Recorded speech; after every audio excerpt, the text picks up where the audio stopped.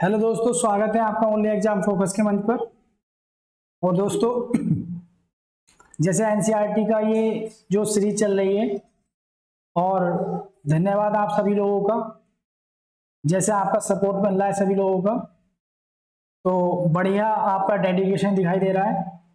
और उससे क्या हो रहा है दोस्तों कि हम लोगों को भी जो है आपके लिए बेहतर करने का एक अवसर दिखाई दे रहा है, और हमारी भी इच्छा शक्ति मजबूत होती है दोस्तों। जब आपका सपोर्ट मिलता है तो हम लोगों की भी इच्छा शक्ति मजबूत होती है आपके लिए बेहतर करने की। तो एनसीईआरटी की जो सीरीज चल रही थी, ज़्यादा समय नहीं लेंगे क्योंकि आप लोगों के पास भी लिमिटेड संसाधन होते हैं। तो हम लोगों की भी कोशिश रहनी चाहिए दोस्तों कि आपका कम से कम समय जो है लिया जाए और चीज़ों को जल्दी से शुरू किया जाए। लेकिन मैं आपको एक बात बताऊं कि अगर आप अच्छे से एनसीईआरटी को कवर कर लोगे तो आपका जो बेसिक है कंसेप्ट सभी चीज़ों को लेकर, चाहे वो बेरोजगारी हो या वो निर्धनता हो या आपके पास वो उत्पादक के संगठन हो, किसी प्रकार के जो कंसेप्ट होते हैं बेसिक कंसेप्ट, क्योंकि यही कंसेप्ट आपके आगे पढ़ाई में जब हम बड़े स्तर की पे बढ़ेंगे तो यही कंसेप्ट आपके आएंगे। और आपको ये भी याद रखना है कि ये समझा, इस समय जो आपने ये समझा सारी चीज़ों को, यही समझा हुआ आपके एग्जाम में काम आएगा।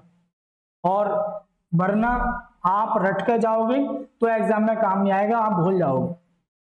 तो जितना समझने की कोशिश करनी है उतना समझ लो, बेहतर से बेहतर तुम्हें समझाने की कोशिश की जा रही है, और आप लोग भी डेडिकेटेड रूप से जो है अच्छे से समझने की कोशिश करो।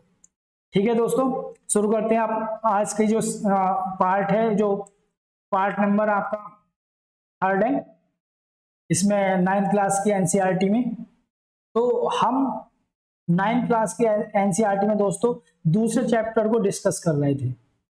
दूसरा जो चैप्टर आपके पास संसाधन के रूप में लोग, संसाधन के रूप में लोग, थोड़ा सा एक बार पीछे रिवाइज कर लेते हैं 5 मिनट में, फिर आगे बढ़ जाते हैं।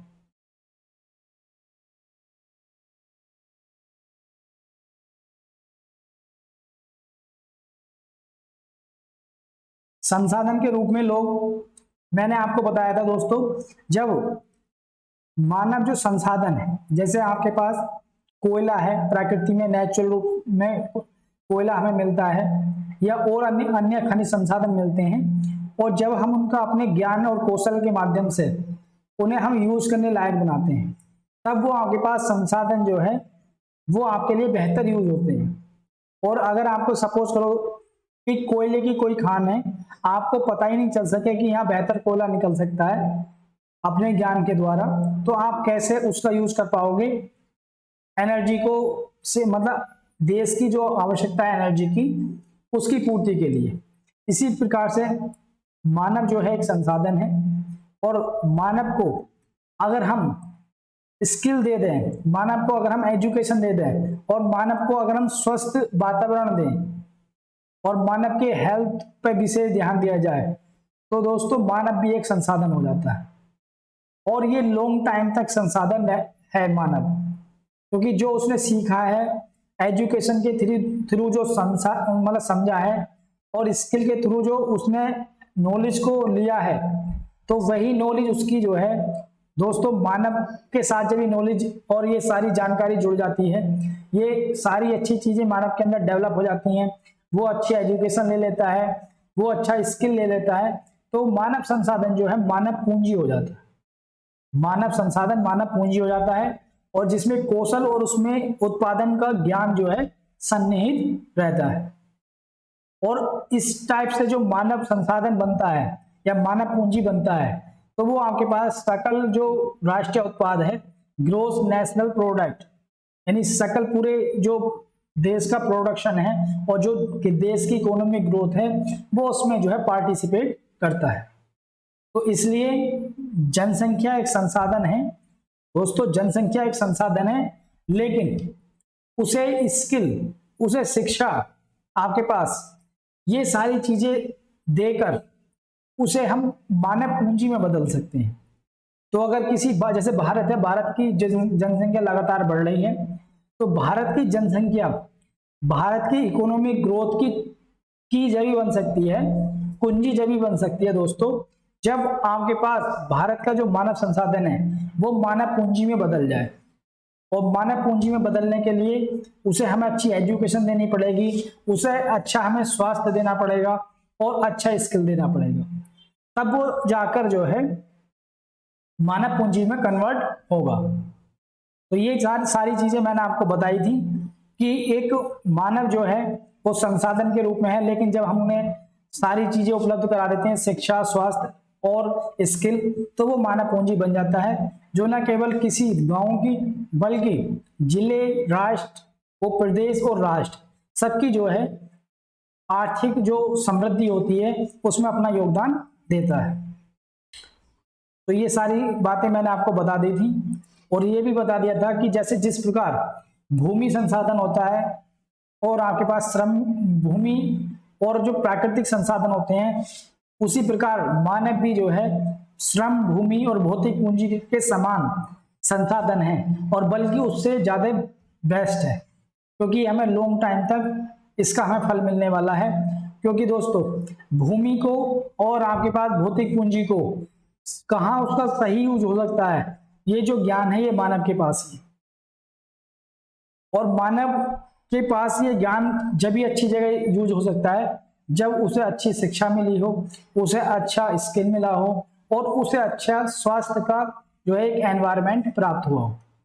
क्योंकि प्रोडक्टिविटी किसी भी देश की या किसी भी स्टेट में उत्पादकता जब भी बढ़ेगी जब मानव स्वस्थ है, मानव एजुकेटेड है और मानव जो है स्किल्ड है। तो ये सारी चीजें मानव को एक बेहतर मानव पूंजी में कन्वर्ट करते हैं, और यही मानव जो है भूमि या अन्य संसाधनों से ज्यादा महत्वपूर्ण हो जाता है।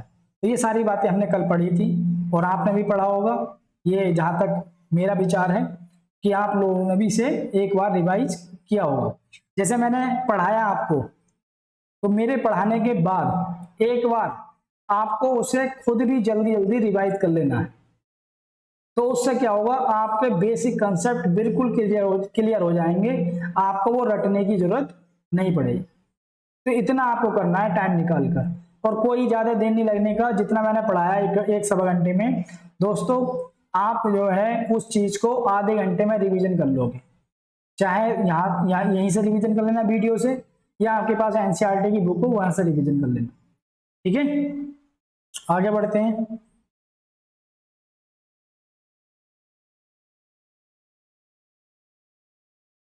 और मैंने आपको ये बताया था मानव पूंजी कैसे निर्माण होता है। जैसे कोई डॉक्टरी की पढ़ाई कर रहा है, कोई टीचर बनना है, कोई आपके पास इंजीनियर है या कोई दर्जी भी है, जो अपने ज्ञान और कौशल के से जो है चीजों को यूज करने योग्य बना रहा है, तो वो आपके पास संसाधन है। टीचर पढ़ा रहा है, अपने ज्ञान है उसे तभी बच्चों को पढ़ा रहा है और भारत के भविष्य का निर्माण कर रहा है। डॉक्टर को ज्ञान है तभी वो पेशेंट की अच्छी देखभाल कर रहा है, और दर्जी को ज्ञान है इसलिए वो दूसरों के लिए कपड़े सिल रहा है, तैयार कर रहा है। तो ये सारी चीजें जो है एक अच्छी जो है शिक्षा के द्वारा ही प्राप्त होती हैं, एक अच्छे स्वास्थ्य के द्वारा ही प्राप्त होती हैं। तो ये मैंने आपको बताया था, ये सब मानव पूंजी के उदाहरण है। और मैंने फिर आपको दो कहानियां बताई थी, शकल की कहानी और विलास की कहानी, कि शकल के घर वालों ने शकल पे की एजुकेशन पे इन्वेस्ट किया, उसके बाद वो कंप्यूटर सॉफ्टवेयर इंजीनियर बनी और उन्होंने कंप्यूटर एक सॉफ्टवेयर का डेवलपमेंट किया जिससे उनका जो है प्रमोशन भी हुआ। और वहीं जो है उनका जो दोस्त था बचपन का विलास, उनके पापा जी एक्सपायर हो जाते हैं 2 साल की उम्र में, और वो अपनी माँ का मछली बेचने में जो है हाथ बढ़ाते हैं और अपने छोटे भाई बहन की जो है देख रेख करते हैं। और दोस्तों उनकी पढ़ाई छूट जाती है और वो फिर जो उनकी माँ मछली बेचने का काम करती थी तो उसी काम को फिर वो भी करने लगते हैं और एक सीमित आय पाते हैं। तो दोनों के अगर हम कंपेयर करें तो उनके जो शकल हैं उनकी एजुकेशन पे उनके पेरेंट्स ने कर्ज लेके खर्च किया और उसके बाद वो मानव पूंजी में कन्वर्ट हुए और फिर रिटर्न देने लगे।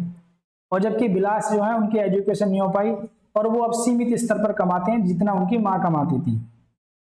तो दोस्तों दोनों में अगर हम डिफरेंस करें तो हमने देखा कि शकल जो है अच्छी शिक्षा के द्वारा, अच्छे वातावरण के द्वारा, अच्छे स्वास्थ्य के द्वारा वो मानव पूंजी में कन्वर्ट हो चुके हैं, और विलास जो है वो एक सीमित स्तर तक जो है कमा पा रहे हैं और उनकी कमाने की जो दशाएं हैं वो भी अच्छी नहीं है, ठीक है नहीं। तो कोई काम बुरा और सही तो नहीं होता, काम आपका काम होता है, कोई भी काम छोटा बड़ा नहीं होता। लेकिन अगर हम उस संदर्भ में देखें, एजुकेशन के संदर्भ में देखें कि अगर बिलास को भी अच्छे से एजुकेशन मिलती या बिलास अच्छे से जो है चीजों को ले पाते, कौशल एजुकेशन और स्वास्थ्य की उन्हें जो है वातावरण मिलता, तो हो सकता है कि बिलास का भी मानव पूंजी उसी लेवल पर होता जिस लेवल पर आपका सकल का है। तो इसलिए दोस्तों हमें ये नहीं सोचना चाहिए कि एजुकेशन पर हम खर्च कर रहे हैं तो ये निवेश नहीं है, ये भी एक प्रकार का निवेश है जो आपको रिटर्न मिलेगा। अगर आपने 2000 रुपये का कोई कोर्स खरीदा है, उसके बाद आपकी जॉब लग जाती है तो वो आपको रिटर्न देगा। तो एजुकेशन में आपने कोई निवेश किया है तो उसका आपको रिटर्न मिलना ही है। यही बात आप अपने पेरेंट्स को समझा सकते हो, आप अपने घर आसपास के लोगों को समझा सकते हो। ये फोटो था कि ये बिलास मतलब सकल है एक इंजीनियर और ये बिलास है, दोनों की स्थिति अलग अलग है। ये मछली बेचने का काम करते हैं, ये सब सॉफ्टवेयर इंजीनियर है। तो यहाँ दिखाने की कोशिश की गई है कि दोनों ने अलग अलग स्किल लिया, दोनों ने अलग अलग एजुकेशन ली और दोनों का जो है व्यवसाय भी अलग अलग है। तो मैं ये नहीं कहता कि इनका व्यवसाय खराब है या गलत है, लेकिन हाँ अगर इन पर अच्छे से निवेश किया जाता है शिक्षा में इनकी और इनके स्किल में, तो हो सकता है कि ये भी शकल के बराबर हो जाते। तो इसलिए कोई भी अगर निवेश शिक्षा में किया जा रहा है या स्किल के लिए किया जा रहा है तो वो गलत नहीं है, वो आपको रिटर्न मिलेगा ही। ठीक है, यहाँ तक कहानी थी। बिलास की कहानी आप खुद पढ़ लोगे, ये मैं करा भी चुका हूं। और उसके बाद दोस्तों हम यहाँ से यहाँ तक पहुंच गए थे पुरुषों और महिलाओं के आर्थिक क्रियाकलाप। आज का जो सेशन है वो यहीं से शुरू होगा। तो पुरुषों और महिलाओं के आर्थिक क्रियाकलाप की बात करें तो अगर हम क्षेत्रों की क्रियाकलापों के क्षेत्रों की बात करें तो 3 क्षेत्र होते हैं। पहला आपका प्राथमिक क्षेत्र होता है, द्वितीयक और तृतीयक, और तीनों क्षेत्रों को अलग अलग चीजों में बांटा गया है। प्राथमिक क्षेत्र में आपके पास कृषि, वानिकी, पशुपालन, मत्स्य पालन, ये सारी चीजें आती हैं, और उत्खनन और खनन भी आता है प्राथमिक क्षेत्र में। और द्वितीय क्षेत्र में आपके पास विनिर्माण उद्योग आता है। विनिर्माण का मतलब यह होता है कि आपने विनिर्माण उद्योग का मतलब ये होता है दोस्तों, एक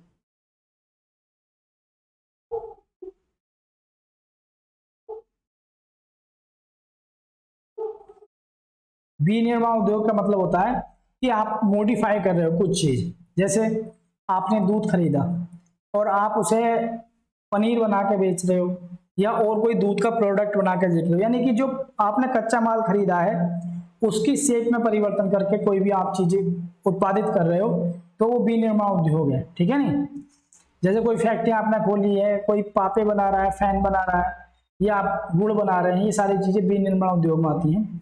तो ये द्वितीय क्षेत्र में आती हैं। तो वहीं तृतीय क्षेत्र में जो है व्यवसाय, परिवहन, संचार, ये सारी शिक्षा, स्वास्थ्य, जो सेवाओं का क्षेत्र होता है, ये सारी चीजें जो है होटल आपके पास, शिक्षा, स्वास्थ्य, ये सारी चीजें जो है तृतीय क्षेत्र में आती हैं।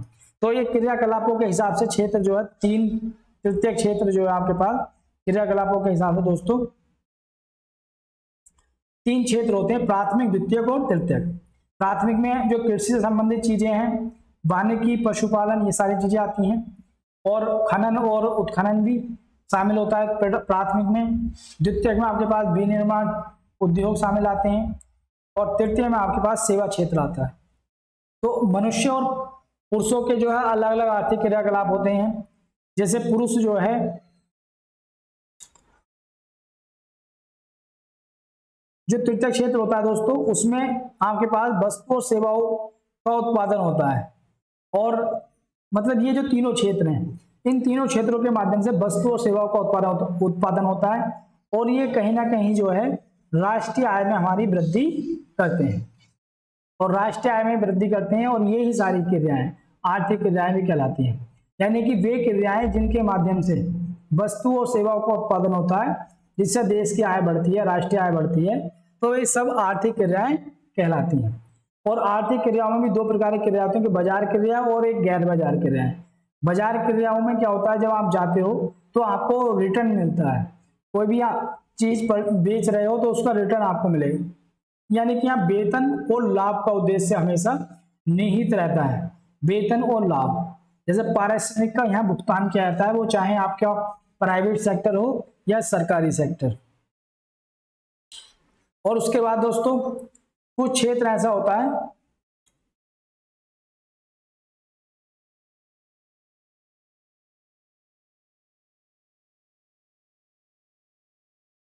ये थोड़ा सा हमसे छूटा था।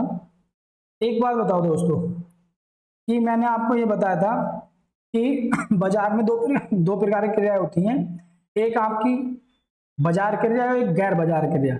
बाजार क्रिया वो होती है आपके पास जो जिसका हमें रिटर्न मिलता है, जो लाभ के उद्देश्य की यादी पारिश्रमिक मिलता है। और गैर बाजार क्रियाएं वो होती हैं जिनका आपको भुगतान नहीं मिलता। जैसे घर पे महिलाओं का काम होता है तो वो आपके पास उसका कोई भुगतान नहीं मिलता, वो देश की आय में कोई भी जो है वृद्धि नहीं करते, तो उन क्रियाओं को बोला जाएगा गैर बाजार क्रिया। उसका आपको कोई भी भुगतान नहीं मिल रहा, या अपने मतलब अपने जीवन निर्वाह के लिए कोई चीज आपने बोई, यानी कि आपने अपने घर में सब्जी लगाई अपने उपभोग के लिए, तो ये गैर बाजार क्रिया है क्योंकि उसका आपको कोई भी रिटर्न नहीं मिल रहा है, ठीक है नहीं, कोई पारिश्रमिक नहीं मिल रहा है, वो आप अपने जीवन निर्वाह के लिए कर रहे हो। तो स्वयं उपभोग के लिए जो कोई भी क्रिया किया जाती है तो उन्हें गैर बाजार क्रियाएं कहते हैं। जैसे महिलाएं घर पर काम करती हैं तो उन्हें जीडीपी में काउंट ही नहीं होता उनका काम, तो ये सब गैर क्रियाएं हैं, ठीक है। एक बात और मैंने आपको बताई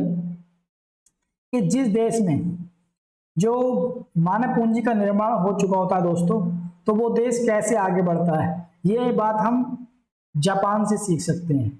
जापान से हम ये बात सीख सकते हैं दोस्तों, क्योंकि जो जापान है, जापान देश ऐसा देश है दोस्तों,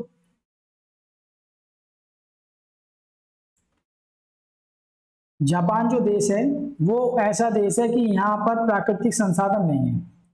यहाँ आपके प्राकृतिक संसाधन, ये आपको मैं बताने की कोशिश कर रहा हूँ।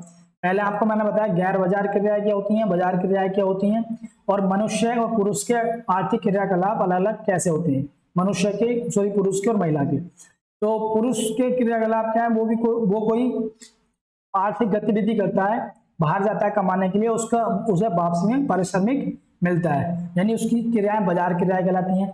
तो वहीं अपने उपभोग के लिए जो क्रियाएं मतलब हम कर रहे हैं, या महिलाएं जो काम कर रही हैं घरों पर, उनकी क्रियाएं गैर बाजार क्रियाएं कहलाती हैं, क्योंकि उसका कोई हमें पारिश्रमिक नहीं मिलता। अब मैंने आपसे एक बात बताई थी दोस्तों कि जिस देश में मानव पूंजी का निर्माण हो जाता है वो उस देश के लिए कैसे एसेट का काम कर सकता है, कैसे उस देश को आगे ले जाने का काम कर सकता है, ये हम जापान से सीख सकते हैं। क्योंकि जापान जो देश है दोस्तों, वहां पर प्राकृतिक संसाधन नहीं है, यानी आपके पास कोई भी कोयले की मतलब उस लेवल पर नहीं है प्राकृतिक संसाधन जिस लेवल पर और देशों में। लेकिन दोस्तों जापान में वहां पर लोगों के एजुकेशन पर, लोगों के स्वास्थ्य पर और लोगों के स्किल पर अच्छे से खर्च किया गया है। तो वहां का जो मानव है वो मानव पूंजी में कन्वर्ट हो चुका है, और जो मानव पूंजी में वो कन्वर्ट हो चुके हैं, तो बाहर से अगर चीजों को मंगाते हैं, देखो संसाधनों का उन्होंने कुशल उपयोग किया, पूंजी का और संसाधनों का और भूमि का, और बाहर से वो संसाधन मंगाते हैं प्राकृतिक संसाधन, और उसका यूज अपने लिए करते हैं, क्योंकि वो मानव पूंजी वहां डेवलप हो चुकी है। तो जापान से हम सीख सकते हैं दोस्तों कि अगर मानव पूंजी का किसी देश में निर्माण हो जाता है तो उस देश को आगे ले जाने में कैसे यूजफुल हो सकती है, तो ये हम जापान से सीख सकते हैं। इसमें यही सारी बातें लिखी हुई हैं कि वहाँ कुशलता और प्रौद्योगिकी विकसित हो चुकी है, और उन लोगों ने जो है प्राकृतिक संसाधन ना होते हुए भी अपने देश के विकास में बाहर से प्राकृतिक संसाधनों का इंपोर्ट किया, कोयले का, इनका, और उसे अपने लिए यूज किया, और जापान आज जो है विश्व के विकसित देशों में शामिल है। तो ऐसा नहीं है कि आपके यहाँ प्राकृतिक संसाधन है, तो अगर आपके यहाँ प्राकृतिक संसाधन भरपूर हैं लेकिन मानव पूंजी नहीं है तो आप उनका यूज ही नहीं कर सकते। तो इसलिए दोस्तों आपको प्राकृतिक संसाधनों का यूज करने के लिए भी आपको मानव पूंजी की आवश्यकता पड़ेगी। तो इसलिए हम मतलब भारत में मानव पूंजी निर्माण के लिए स्वास्थ्य, एजुकेशन और स्किल्ड, इन तीनों पर खर्चा करना बहुत जरूरी है। हमारे यहाँ जो दोस्तों जो एजुकेशन है, एजुकेशन में आपके पास जीडीपी का कितने परसेंट खर्च होता है एजुकेशन में? एजुकेशन में जीडीपी का, भारत की जो जीडीपी है उसका 4.6%, मात्र 4.6% खर्च होता है। जबकि डिमांड क्या है? डिमांड है 6% खर्च करने की। यहाँ पे एजुकेशन पर 6% खर्च कीजिए।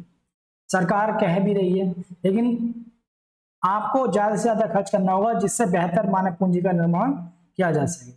दूसरा, हमारे स्वास्थ्य पे कितना खर्च होता है? स्वास्थ्य पे, हेल्थ पे हमारे यहाँ 1.15% खर्च होता है। लेकिन हेल्थ पे जो है गवर्नमेंट कह रही है आने वाले टाइम में 2.5% खर्च करने को। इस कोरोना महामारी में दोस्तों हमें ये पता चल गया कि अगर हमारे यहाँ हेल्थ इंफ्रास्ट्रक्चर अच्छे से होता तो लोगों की इतनी डेथ नहीं होती। और हमें हमारे यहाँ हेल्थ सुविधाओं की पोल खोल दी इसने बीमारी ने, कि कितने लेवल पे हमारे यहाँ डॉक्टरों की कमी है, कितने लेवल पे हमारे यहाँ इंफ्रास्ट्रक्चर की कमी है, अस्पतालों की कमी है और स्किल्ड स्टाफ की कमी है। तो इन सारी चीजों में जब हम अच्छे से खर्च करेंगे इन सारी चीजों पर, तो हम आने वाले किसी भी खतरे को अच्छे से हैंडल कर पाएंगे। तो जापान से हम उदाहरण ले सकते हैं कि मानव पूंजी ने कैसे प्राकृतिक संसाधनों को अपने लिए यूज किया और देश को विकसित देश बनाने में महत्वपूर्ण भूमिका निभाई। आगे बढ़ते हैं।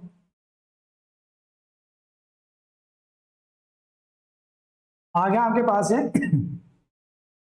इसमें देखो ये बात दिया हुआ है कि जो महिलाएं हैं जब वो बाजार मतलब कहीं पे जॉब करने के लिए जाती हैं दोस्तों, तो उन्हें पुरुषों के बराबर, सहयोगी जो पुरुष हैं उनके बराबर आय, जो एजुकेटेड महिलाएं होती हैं तो जो सहयोगी पुरुष हैं उनके बराबर आय शिक्षा और कौशल के आधार पर ही निर्धारित की जाती है उनकी आय। कि जितना टैलेंट है उनके पुरुषों के अंदर है, जो सहयोगी मित्र हैं जितनी डिग्री उनके पास है, अगर वही डिग्री लेकर महिला भी जाती है मतलब बाजार क्रिया में जॉब करने के लिए, तो उसकी आय भी उसके हिसाब से ही होती है। और शिक्षा व्यक्ति को आर्थिक जो अवसर है उन्हें बेहतर बनाने में सहायता करती है। अगर आप अच्छे से एजुकेटेड हो तो आपको जॉब मिलने के चांसेस बढ़ जाते हैं, ठीक है। लेकिन हमारे देश में महिलाओं की शिक्षाओं पर भी ज्यादा काम नहीं किया जा रहा है। अधिकांश महिलाओं के पास बहुत कम शिक्षा और निम्न स्तर का कौशल है, यानी कि जो बहुत ही कम महिलाएं इंजीनियरिंग क्षेत्र है या पॉलिटेक्निक है, इस टाइप के जो है जो कौशल है वो नहीं ले पा रही हैं, बहुत कम महिलाएं। और आपने देखा होगा आपके आसपास भी घरों में भी आपके सिस्टर, आपके और रिलेशन में जो भी लोग होंगे, जो भी महिला लोग होंगे, अब आप ये पता करो कितनी महिलाएं जो हैं वो टेक्निकल क्षेत्र में जा रही हैं और कितनी महिलाएं एजुकेशन के क्षेत्र में जा रही हैं। तो बहुत मतलब चीजें कम मिलेंगी। अपने गांव में देख सकते हैं कितनी लड़कियां टेक्निकल पढ़ाई कर रही हैं, कितनी जो है प्रोफेशनल पढ़ाई कर रही हैं, तो बहुत कम उनके चांसेस रहते हैं। क्योंकि अभी भी गांव में वो सोच है बरकरार कि महिला को जो है ज्यादा पढ़ाया नहीं जाए, लेकिन उस सोच को धीरे धीरे बदल रही है वो सोच, और गांव से निकल कर भी कई महिलाएं अपने अपने क्षेत्र में उन्होंने नाम कमाया है। तो दोस्तों बस हमें चेंज होना होगा, हमें अपनी मेंटेलिटी को चेंज करना होगा। क्योंकि महिला अगर सशक्त हो जाती हैं, महिला अगर आर्थिक रूप से सशक्त हो जाती हैं, तो वो देश की जीडीपी में एक महत्वपूर्ण रोल अदा कर सकती हैं, देश की जीडीपी बढ़ाने के लिए।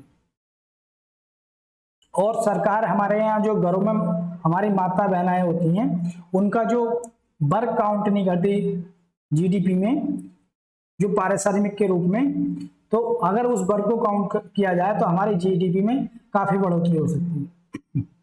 इसलिए दोस्तों घर में आपके मम्मी बहन जो भी हैं, हमें उनकी मदद करनी चाहिए, ज्यादा से ज्यादा हाथ बढ़ाना चाहिए, क्योंकि उन्हें उसका पारिश्रमिक कोई नहीं मिल रहा, वो हम लोगों से ज्यादा वर्क कर लेती होंगी। अगर आप कहीं बाहर जॉब करने जाते हो या कहीं बाहर खेत का काम करते हो, तो घर पर रहकर महिला हमसे ज्यादा काम कर लेती हैं, ज्यादा वर्क कर लेती हैं। लेकिन क्या है, पुरुषवादी समाज है हमारे यहाँ, बाहर कोई व्यक्ति जॉब कर रहा है तो परंपरागत रूप से काम बटे हुए हैं कि पुरुष जॉब करने जाएगा और महिला घर में रहेगी। तो उसे पुरुष के बदले, जॉब के बदले उसे पैसे मिलते हैं, लेकिन महिला को घर के काम के बदले कोई नहीं मिलता। तो इसलिए हमें सहयोग करना होगा अपने घर की महिलाओं का, उन्हें आगे बढ़ाने की कोशिश करनी होगी और उन्हें आर्थिक रूप से सशक्त बनाना होगा, इससे वो भी भारत की जीडीपी में महत्वपूर्ण रोल अदा कर सकें। ठीक है, इसमें सारी चीजें यही हैं कि महिला और पुरुष के कौशल के बारे में है, आप इसे पढ़ लेना, मैंने मौखिक रूप से आपको समझा दिया। अब आता है अगला टॉपिक।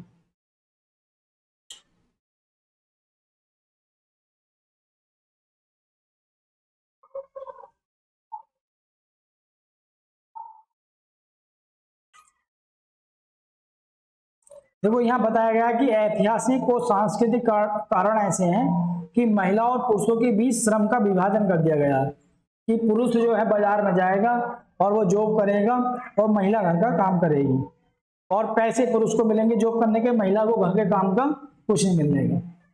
तो मैंने आपको बताया कि अगर ऐसा है तो हमें अपनी महिलाओं की जो घर पे महिलाएं हैं उनकी हेल्प करनी चाहिए वर्क में, क्योंकि वो हम लोगों से ज्यादा वर्क करती हैं लेकिन उन्हें मिलता कुछ नहीं।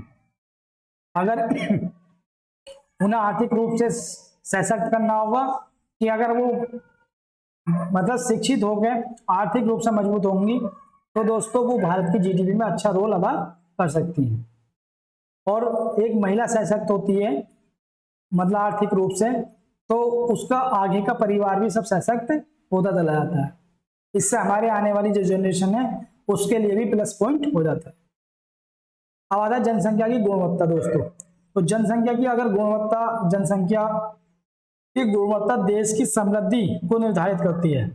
जी मैंने अब आपको बताया, जिस देश की जनसंख्या मतलब उसकी क्वालिटी ऑफ एजुकेशन अच्छी है और स्वास्थ्य की वहाँ बेहतर सुविधाएं हैं, तो वो मानव पूंजी बन जाएगा, और मानव पूंजी बन जाएगा तो वो आर्थिक क्रियाओं में भाग लेगा और देश की जो इकोनॉमिक ग्रोथ है उसमें वो एक रोल अदा करेगा।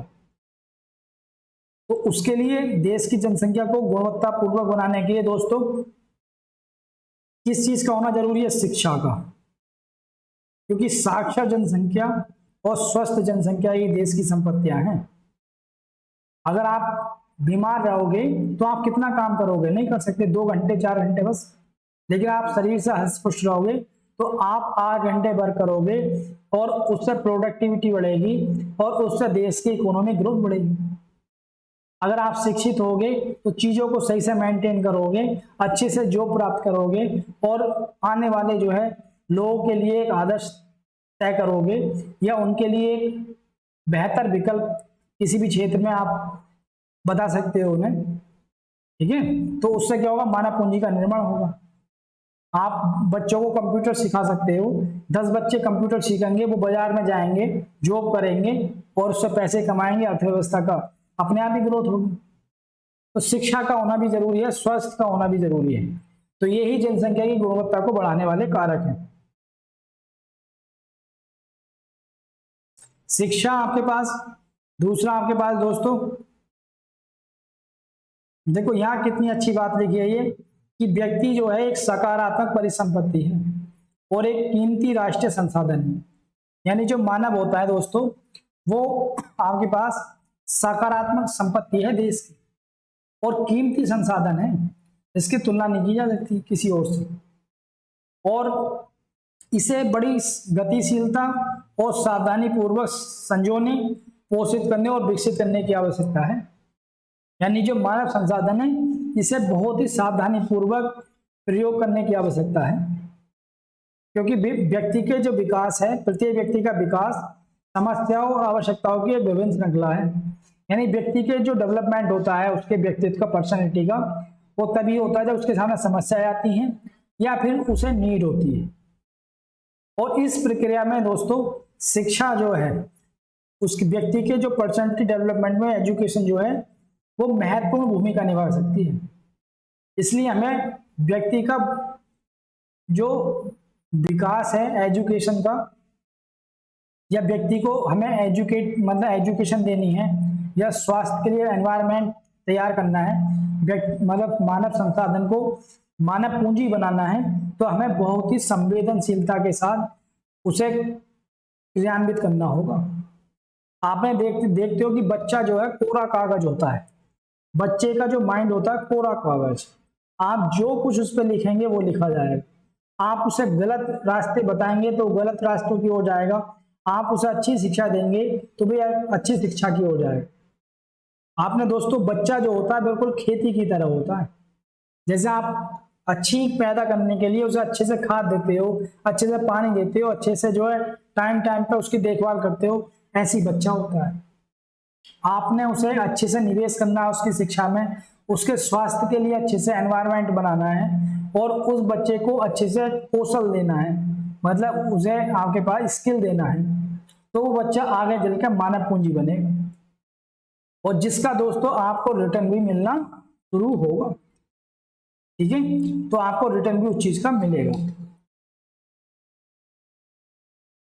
अब आगे आपके पास आता है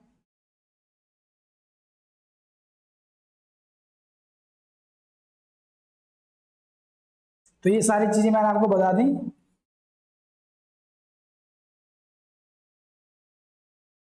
अब यहाँ दे रखा है कि कितने विद्यालयों की हमने स्थापना की। विद्यार्थियों को ज्ञान और कौशल से संबंधित व्यवसाय उपलब्ध कराने के लिए ITI कॉलेज खोलने की जरूरत है और पॉलिटेक्निक कॉलेज खोलने की जरूरत है। तो ये आपको टेक्निकल नॉलेज देनी है तो आपको व्यावसायिक शाखाएं खोलनी पड़ेंगी, आपको टेक्निकल कॉलेज खोलने पड़ेंगे बच्चों के लिए। लेकिन दोस्तों इस देश में प्रॉब्लम क्या हो रही है, इस देश में अब जो बड़ी मतलब यूनिवर्सिटियां हैं या कॉलेज हैं वो डिग्री बांटने का काम कर रहे हैं, स्किल नहीं दे पा रहे बच्चों को एजुकेशन में भी। उनकी एजुकेशन अब इस समय जो है ये केवल पैसे कमाने का जरिया बन चुकी है एजुकेशन। भीड़ की भीड़ निकल रही है इन कॉलेजों से और वो भीड़ की भीड़ ऐसी है दोस्तों, जब उससे पूछा जाता है, उसका इंटरव्यू लिया जाता है या उससे किसी काम के लिए कहा जाता है एजुकेशन में, तो वो ऊपर नीचे देखने लगता है, यानी स्किल्ड लोग नहीं है। अब ये बात बताइए आप, कोरोना काल में 2 साल से लोग प्रमोट हो रहे हैं, ये बात सही है, मजबूरी है कि उनका एग्जाम नहीं हो सकता। लेकिन दोस्तों बताओ कि जो बच्चा 2 साल बिना पढ़े पास हो गया, जिसे ABCD भी नहीं पता, तो आप ये बताइए, मान लो इंटर से बच्चा जब BA में आया, BSc में आया और उसने कुछ पढ़ाया नहीं है, 2 साल पास हो गया। अब ये बच्चे जब ग्रेजुएशन करके मतलब बाजार की क्रियाओं में भाग लेंगे, आर्थिक क्रियाओं में, तो ये क्या इनका स्किल डेवलपमेंट हो पाएगा? क्या ये जो कंपनी की डिमांड है उन्हें पूरा कर पाएंगे? क्या ये जो बाजार है, जो आर्थिक क्रिया गतिविधियां होती हैं जहां, वहां इन्हें कोई आर्थिक गतिविधि में सम्मिलित करेगा कोई? सोचो। तो यही शिक्षित बेरोजगारी का रूप धारण कर लेंगे, क्योंकि ये शिक्षित तो हैं लेकिन इनमें स्किल नहीं। और इस देश की दोस्तों यही विडंबना है, एक साइड रोज बेरोजगारों की भीड़ लग रही है और दूसरी साइड दोस्तों कंपनी को उनकी डिमांड के हिसाब से लोग नहीं मिल रहे नौकरी करने के। कंपनियां कह रहे हैं कि हमारी डिमांड के हिसाब से हमें लोग नहीं मिल रहे नौकरी करने के लिए, और एक साइड जो है बेरोजगारों का मेला लगा हुआ है। तो कहीं ना कहीं ये हमारी एजुकेशन जो है, एजुकेशन सिस्टम की नाकामी को दिखाता कि हम लोगों ने इतनी भीड़ खड़ी कर दी, कॉलेजों ने डिग्रियां बांट दी कि आज वो बच्चे उनकी कोई कमी नहीं है, क्योंकि ये तो एजुकेशन सिस्टम की प्रॉब्लम है कि आज वो बच्चे पढ़ लिख के होने के बावजूद भी उन्हें जॉब नहीं मिल सकती और वो निराशा के भंवर में जो है फंसे हुए हैं और निराश हैं बच्चे। और इसी कारण दोस्तों घरों में जो है आपसी टेंशनबाजी शुरू होती है। कोई ये तो नहीं समझ रहा कि बच्चा डिप्रेशन में, उसे जॉब नहीं मिल रही है, कुछ काम वो कर नहीं सकता, इतना उसे जो है गाइडेंस नहीं है कि वो स्वरोजगार अपना ले, इतनी थोड़ी पैसे नहीं है अगर, तो वो क्या काम करेगा दोस्तों? निराशा के जो है भंवर में फंस चला जा रहा। भाई यहीं पे हमें अपने मतलब बच्चों को इन्हें मोटिवेट करना है और उन्हें स्किल्ड देना है, और जब वो स्किल्ड हो जाएंगे तो उन्हें किसी भी क्षेत्र में नौकरी मिल जाएगी। अब अब आगे बढ़ते हैं थोड़ा सा, ये डेटा दिया हुआ है,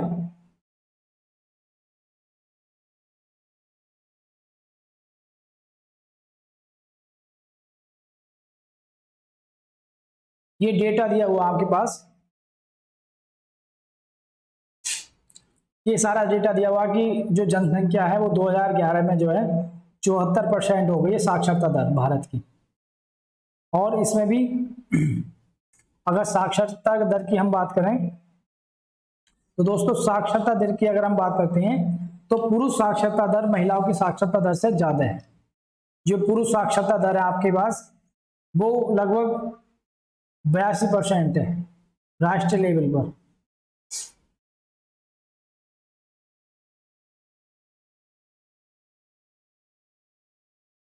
अब आप मतलब हमारे यहाँ जो है पुरुष साक्षरता दर जो है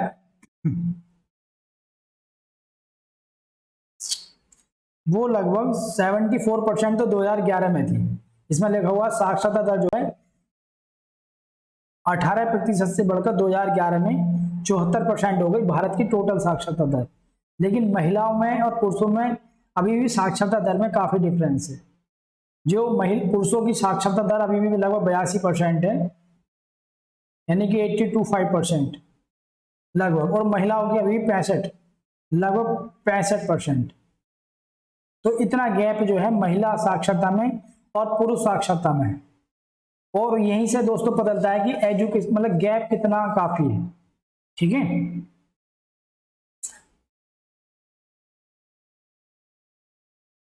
अब हमें ये देखना है कि पुरुष साक्षरता तो लगभग 82% है और महिला साक्षरता लगभग 65%, और यहीं से हमें एजुकेशन में काफी मतलब गैप दिखाई देता है। और दोस्तों अगर ये साक्षरता दर अगर हमें अपनी महिलाओं को शिक्षित नहीं करेंगे तो वो वर्क फोर्स में कैसे जो है शामिल हो पाएंगे, वो कैसे मतलब देश की समृद्धि में योगदान कर पाएंगे।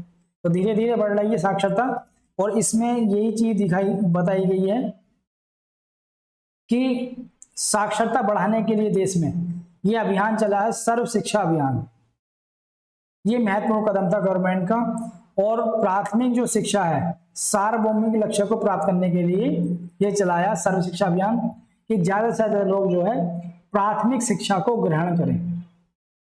और उसी में उन्होंने दोस्तों चला है ये सेतु पाठ्यक्रम है, स्कूल लोटो कार्यक्रम है, और एक मिड डे मील, यानी जो बेचारे गरीब बच्चे हैं अगर उनके यहाँ व्यवस्था नहीं है खाने पीने की, पोषण युक्त भोजन उन्हें उपलब्ध कराने के लिए दोस्तों मिड डे मील की व्यवस्था की गई है। क्योंकि बच्चों का एनरोलमेंट नंबर बढ़े, जो गांव में प्राइमरी स्कूल होते हैं वहाँ ज्यादा बच्चे आएंगे, और जो बेचारे प्राइमरी स्कूल में पढ़ते हैं दोस्तों ज्यादातर बच्चे गरीब होते हैं और पोषण युक्त उन्हें भोजन की कमी होती है, या उनके घर पे ऐसी स्थिति नहीं होती कि वो माता पिता बाहर जाते हैं और वो अपने भाई बहनों की देख रेख करते हैं। तो ऐसे में जागरूकता अभियान चलाकर उन बच्चों को स्कूल से जोड़ा जा सकता है। उनके खाने पीने की व्यवस्था के लिए सरकार ने मिड डे मील प्रोग्राम चलाया है, और ज्यादा से बच्चों को एनरोल कराने के लिए सर्व शिक्षा अभियान चलाया कि ज्यादा से ज्यादा बच्चे स्कूल में मतलब नामांकन हो उनका। तो ये आप पढ़ लोगे, थोड़ा सा पढ़ना है बस, इसमें समझा मैंने आपको दिया।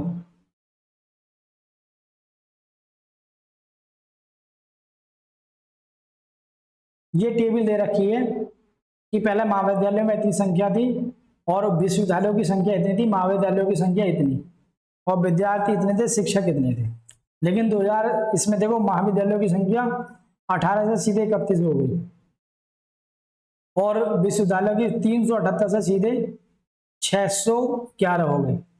अब दोस्तों इतनी तेजी से ये बढ़े, इन्होंने डिग्री बांटनी शुरू कर दी और एक ऐसी भीड़ फौज खड़ी कर दी जिसके पास डिग्री है लेकिन स्किल्ड नहीं है, और उन लोगों को जॉब नहीं मिल पा रही। और वो जनसंख्या जो है आर्थिक जो भारत की आर्थिक स्थिति है उस पर एक प्रकार से दबाव है, और जब लोगों को स्किल्ड नहीं किया जाएगा तब लोग वो आर्थिक क्रियाओं में भाग नहीं ले सकते।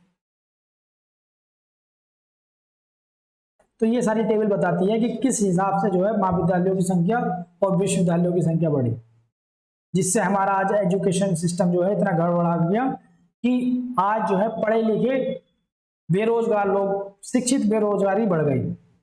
आगे चलते हैं।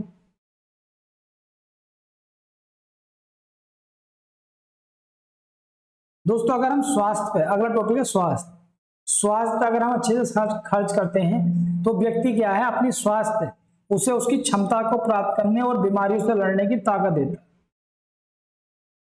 यानी स्वास्थ्य जो है उसे उसकी क्षमताओं से मतलब अपनी क्षमता पूर्वक जो है क्षमता को प्राप्त करेगा। व्यक्ति अगर स्वस्थ है तो ज्यादा देर तक काम करेगा और ज्यादा प्रोडक्टिविटी होगी। वो ज्यादा टाइम तक काम करेगा तो बीटी लेवल जो उसका प्रोडक्टिविटी लेवल है वो बढ़ेगा दोस्तों, और उससे क्या होगा, वो देश की आर्थिक समृद्धि में ज्यादा योगदान कर सकता है, और जीवन प्रत्याशा भी बढ़ेगी व्यक्ति की, क्योंकि अच्छी स्वास्थ्य सेवाएं होंगी दोस्तों तो शिशु मृत्यु दर भी कम होगी।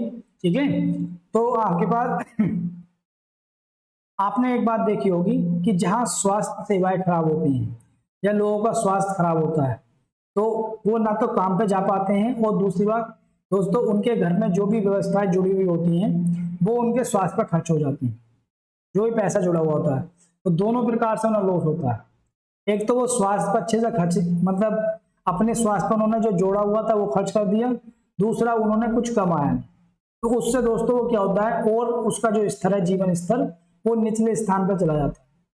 तो इसलिए अगर हम स्वास्थ्य सेवाओं को अच्छा करेंगे, स्वास्थ्य के क्षेत्र में बेहतर काम करेंगे दोस्तों, सभी लोगों के लिए जो है पोषण युक्त जो है पौष्टिक सेवा या पोषण युक्त भोजन की व्यवस्था करेंगे, तो उससे क्या होगा, स्वास्थ्य क्षेत्र में अच्छे से इंफ्रास्ट्रक्चर डेवलप करके मनुष्य की प्रोडक्टिविटी को बढ़ाया जा सकता है, जिससे न केवल उसकी आय बढ़ेगी बल्कि वो मनुष्य देश की समृद्धि में भी महत्वपूर्ण योगदान देगा। तो अब आप लोगों को पता चल चुका होगा दोस्तों शिक्षा का और स्वास्थ्य का हमारे जीवन में कितना बड़ा रोल है। जब भी तो कहा जाता है हेल्थ इज वेल्थ, अगर आपका स्वास्थ्य सही है तो आप सबसे बड़े धनी हो, क्योंकि स्वास्थ्य सही होगा तभी आप अपना दिमाग का भी अच्छे से यूज कर पाओगे, तभी आप अपने फिजिकल जो भी एक्टिविटी है उसे अच्छे से कर पाओ। आगे बढ़ते हैं। वो जब स्वास्थ्य सेवाएं बेहतर होंगी तो जो मतलब मातृ मृत्यु दर है माता की, और जो शिशु मृत्यु दर है, इस टाइप की जो ये चीजें हैं वो भी कम होंगी। उससे क्या होगा दोस्तों, लोगों का स्वास्थ्य सेवाओं पर होने वाला खर्च कम होगा, जिससे वो आर्थिक गतिविधियों में खर्च करेंगे और देश की इकोनॉमी में वो चक्रण जो है इकोनॉमी का वो बनता चला जाएगा। ठीक है, आगे बढ़ते हैं। आपको जो भी कुछ पूछना है कमेंट बॉक्स में कमेंट कर दिया करें दोस्तों, क्योंकि आपके कमेंट पढ़े जाते हैं और आपके कमेंट का हम कोशिश करते हैं आंसर देने का भी। और मैं आपसे ये बात बता रहा हूं कि ये डेडिकेटेड, जो लोग डेडिकेटेड हैं, जिन लोगों के मन में ये लगा हुआ है कि हमें बेहतर फ्यूचर करना है, हमें कुछ बड़ा उद्देश्य हासिल करना है, हमें कुछ बनना है या हमें कुछ सीखना है, तो वो लोग एनसीईआरटी पढ़ेंगे, क्योंकि एनसीईआरटी को पढ़ने के लिए डेडिकेशन का होना बहुत जरूरी है, पढ़ाने के लिए भी और पढ़ने के लिए भी। ये आप देख लो कि आप डेडिकेटेड होकर पढ़ोगे तभी आपका भला होगा और आपका एम बड़ा है। और दोस्तों जब लक्ष्य बड़ा होता है तो स्ट्रगल भी बड़ा होता है और उसके लिए संघर्ष भी आपको बड़ा करना पड़ता है। तो इसलिए अगर आपके 1-1.5 घंटा जा रहे हैं, आपके संसाधन खर्च हो रहे हैं, तो नो डाउट कोई संदेह मत करो, ना अपने आप पर और ना अपनी पढ़ाई पर। बस ये समझो कि ये बड़े युद्ध की जो आप तैयारी करने जा रहे हो, उस बड़े युद्ध में ये जो है एक आपका शस्त्र काम मतलब तैयार हो रहा है, क्योंकि आपने एनसीईआरटी को अच्छे से समझ लिया तो आपको जीएस में फिर रटने की जरूरत नहीं है। चीजें बड़ी अच्छी तरीके से आप समझोगे, आप न्यूज को समझोगे, करंट में जो मुद्दे चल रहे हैं उन पर आपकी पकड़ बन जाएगी। तो इसलिए बस डेडिकेटेड होकर पढ़ना है। और अगर वीडियो अच्छा लगता है तो चैनल को सब्सक्राइब करना है और वीडियो को ज्यादा से ज्यादा शेयर करना है। और जो भी आप पे नहीं आता कमेंट बॉक्स में करो, जो भी आप कहना चाहते हो कमेंट बॉक्स में मतलब कह सकते हो। आपके जो कमेंट है वो पढ़े जाते हैं और उस पर विचार किया जाता है।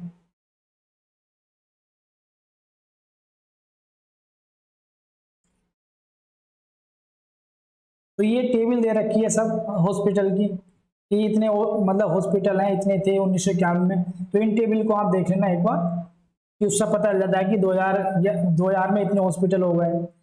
जो अस्पताल थे मतलब ये सामुदायिक स्वास्थ्य केंद्र जो गाँवों में होते हैं, ये औषधालय अस्पताल इतने थे, बिस्तर इतने थे, इस टाइप से। ठीक है, आगे बढ़ते हैं। अब दोस्तों नेक्स्ट टॉपिक आता है। और स्वास्थ्य सेवाओं की हम बात करें कि भारत में स्वास्थ्य सेवाओं का विभाजन भी थोड़ा सा अलग है। दक्षिण की में जो स्वास्थ्य सेवाएं वो थोड़ी सी बेहतर है और नॉर्थ ईस्ट में स्वास्थ्य सेवाएं थोड़ी सी कम बेहतर है, क्योंकि वो कहते हैं कि दक्षिण के राज्यों ने स्वास्थ्य सेवाओं पर ज्यादा खर्च किया है।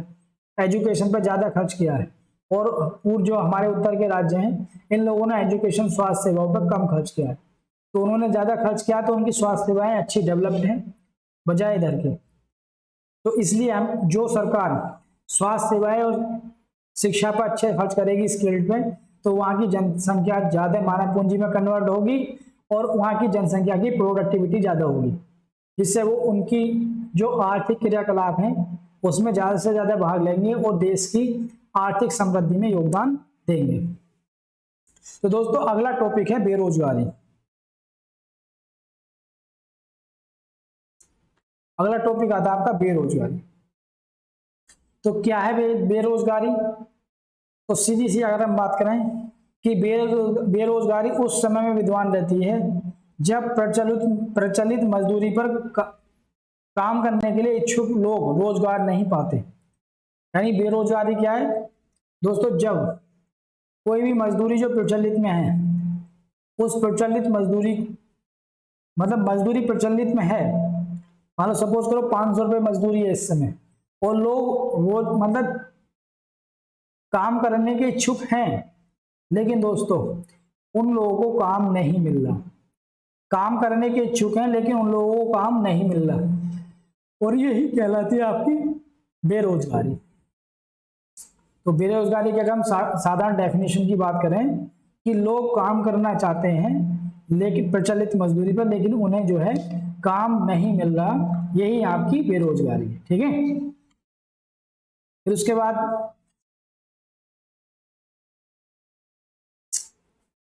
अगर दोस्तों वैसे समझाने की कोशिश करें कि मान लो सपोज करो मोहन और सोहन दोनों ही जॉब करना चाहते हैं, और इस समय जो भी जॉब है रोजाना पर डे का 500 रुपये मिलता, और वो तैयार है जॉब करने के लिए, लेकिन वो जाते हैं जॉब करने के लिए मार्केट में, लेकिन उन्हें कोई जॉब नहीं मिलती, जबकि वो 500 रुपये जॉब करने के लिए तैयार है। अगर उन्हें जॉब नहीं मिल पा रही तो इसे कहा जाता है बेरोजगार। यानी कि व्यक्ति जॉब करने के लिए तैयार है लेकिन उस मजदूरी पे उसे जॉब नहीं मिल रही। ठीक है। तो ये आपके पास बेरोजगारी है। उसके बाद हमें क्या बात याद रखनी है कि जैसे जैसे दोस्तों बेरोजगारी की अगर हम बात करें कि कोई व्यक्ति जो शारीरिक रूप से मानसिक रूप से सक्षम है और वो जो मतलब कार्य करने की इच्छा रखता है और उसे काम नहीं मिल रहा है उस मजदूरी, तो इसे बेरोजगारी कहेंगे। और बेरोजगारी में आपको याद रखना, अगर हम बेरोजगारी की बात करें तो दोस्तों बेरोजगारी क्या होता है, एक फॉर्मूला,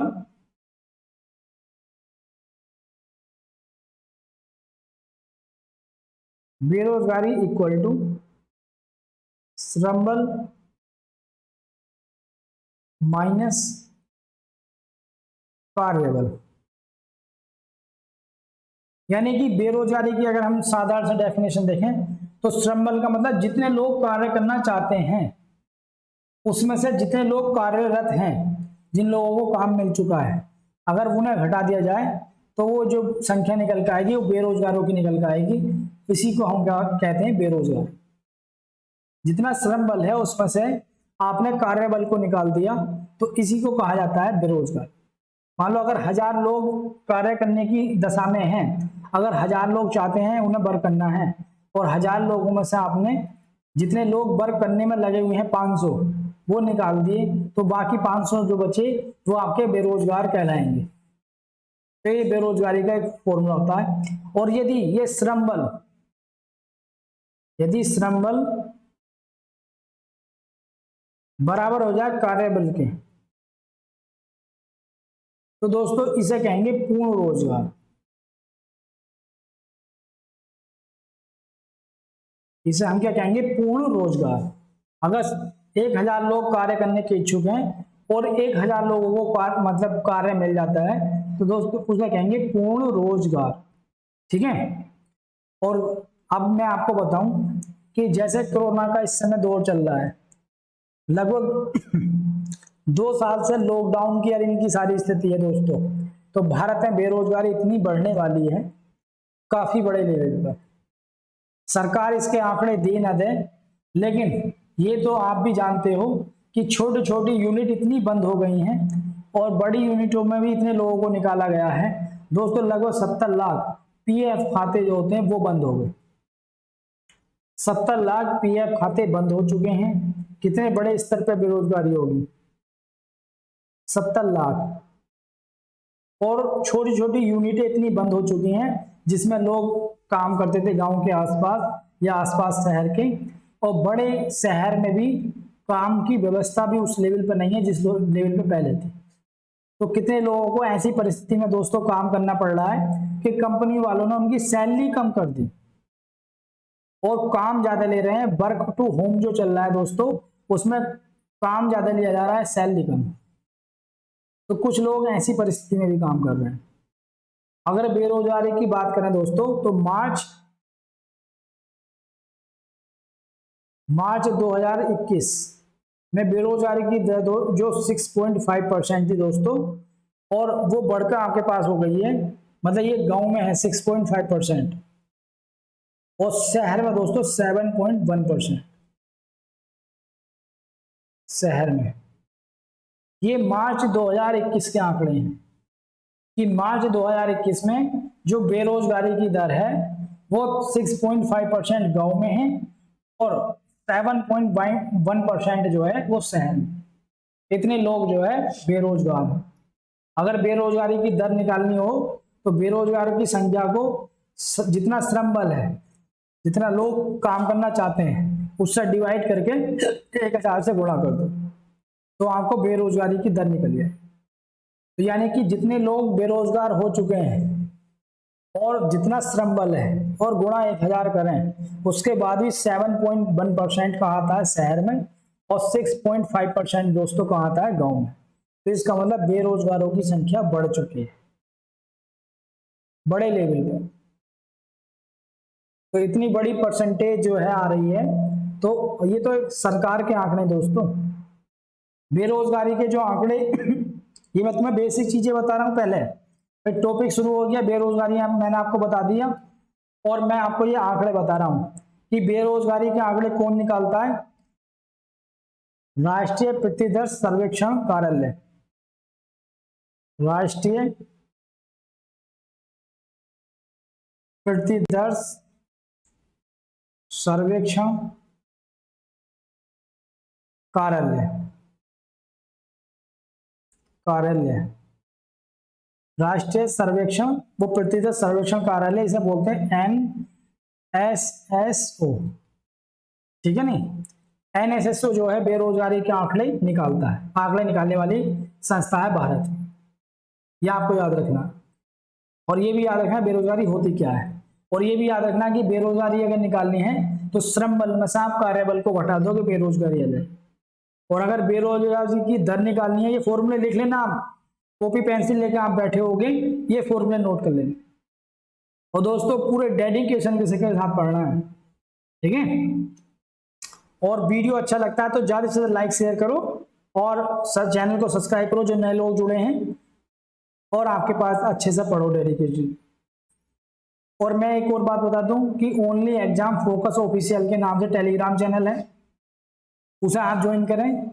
आपको जो भी कोर्स लॉन्च होंगे या जो भी नोटिफिकेशन होगा वहीं पर आपको मिल जाएगा, जिससे आप जो नए व्यूअर्स हैं डेली से डेली क्लास के बारे में आपको नॉलेज मिलेगी और आप आराम से क्लास को ले सकें। बेरोजगारी की दर होती है दोस्तों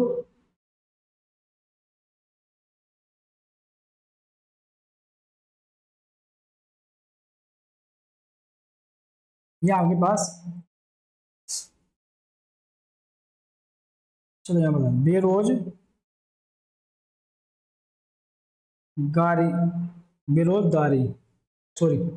बेरोजगारी की दर इक्वल टू होता है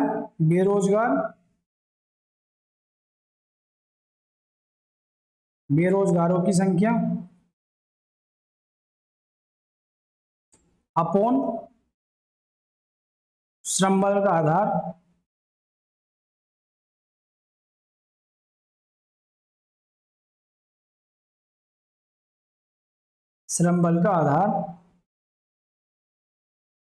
और क्रॉस में आपके पास 100।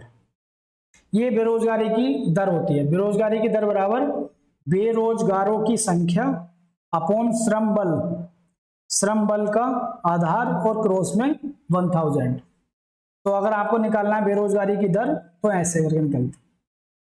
तो अगर बेरोजगारी की दोस्तों दर बढ़ रही है बेरोजगारी की, तो इसका मतलब क्या समझ रहे हो? इसका मतलब ये है कि बेरोजगारों की संख्या बढ़ रही है आपके पास। अगर बेरोजगारी की दोस्तों दर आपके पास बढ़ रही है तो इसका मतलब ये हुआ कि बेरोजगारों की संख्या बढ़ रही है। तो ये आपको याद रखना है। तो कुल मिला के हम यहां से क्या सीखे? हम यहां से सीखे कि बेरोजगारी किसे कहते हैं कि जो लोग कार्य करने के इच्छुक हैं, अगर उन्हें प्रचलित मजदूरी पर रोजगार नहीं मिलता तो बेरोजगारी है। और हम यहां से सीखे बेरोजगारी बराबर क्या होता है? श्रम बल माइनस कार्यबल, यानी जितना श्रम बल है उसमें से कार्यबल को आप घटा दो तो बेरोजगारी निकल जाती है। और हम यहां से सीखे कि अगर श्रम बल कार्यबल के बराबर हो जाए तो वो स्थिति पूर्ण रोजगार की कहलाती है। और हमने ये सीखा जो भारत में संस्था बेरोजगारी के आंकड़े जो है इकट्ठा करती है उसे बोलते हैं राष्ट्रीय प्रतिदर्श सर्वेक्षण कार्यालय, यानी NSS। और दोस्तों अभी हाल ही में 2021 का डाटा है कि 70 लाख PF अकाउंट मतलब खाते बंद हुए हैं। तो आप लगा सकते हो कितने बड़े स्तर पर बेरोजगारी है। और मार्च का भी 2021 का डेटा है। इस कोरोना के बाद के टाइम पे जो है गांव में लगभग 6.5% की बेरोजगारी दर है और शहर में 7.1%। अब दोस्तों ये लगा लो जो गांव से मजदूर पलायन करके सॉरी शहर से गांव में गया है तो गांव में करेगा क्या? वहां पहले से ही रोजगार नहीं है तो जमीन पर उसकी निर्भरता बढ़ेगी, मजदूरी करेगा और फिर वो मजदूरी करेगा कम पैसों में।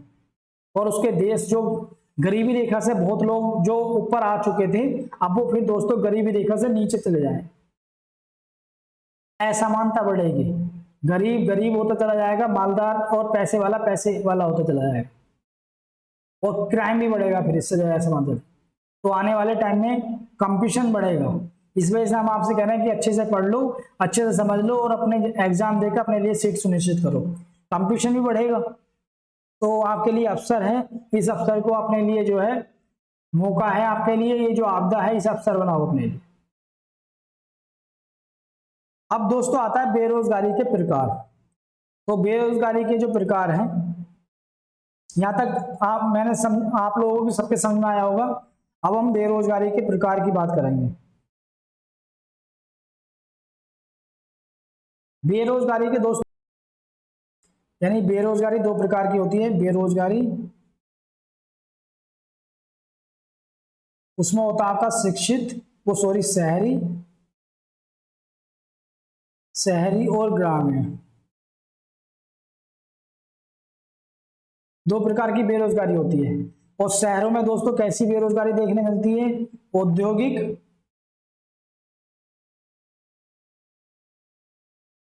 और दूसरी आपके पास शिक्षित।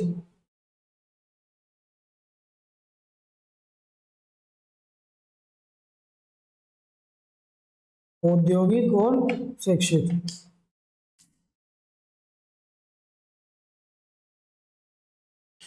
एक मिनट हो गया।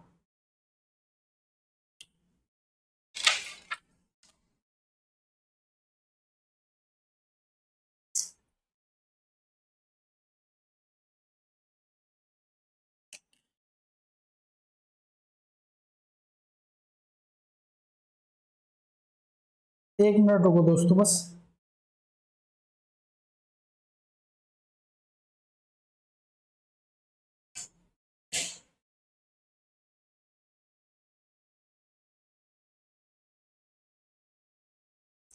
कुछ प्रॉब्लम हो रही है।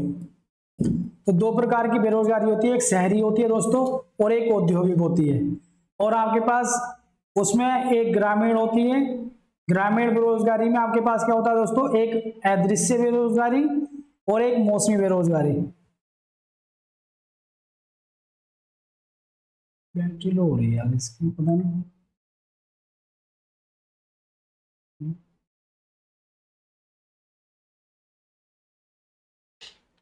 अच्छा।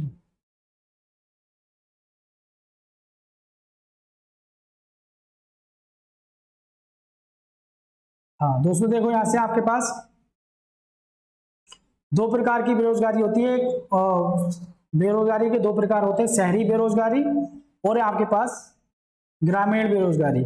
शहरी बेरोजगारी में क्या होता है, एक आपका औद्योगिक बेरोजगारी और एक आपका होता है शिक्षित बेरोजगारी।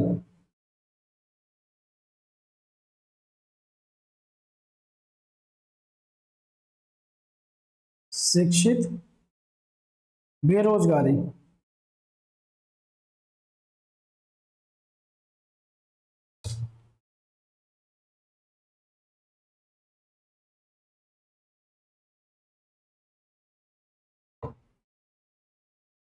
अब देखते हैं हम, एक मिनट रुक जाओ,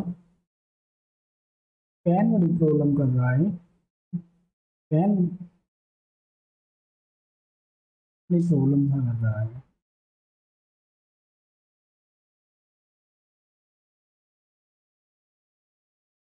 दोबारा मैं बताता हूँ आपको, थोड़ा सा प्रॉब्लम है टेक्निकल थोड़ा सा। जैसे बेरोजगारी है आपके पास, तो दोस्तों बेरोजगारी के दो पार्ट होते हैं, एक होता है शहरी, अब सही है, और एक होता है आपके पास बेरोजगारी में ग्रामीण। और शहरी में भी दो होती हैं आपके पास, एक होता है दोस्तों औद्योगिक और एक होता है आपका शिक्षित। और ग्रामीण में क्या होता है आपके पास, यहां भी आपके पास दो होती हैं, एक होता है अदृश्य या प्रच्छन्न बेरोजगारी, बेरोजगारी बोलते हैं,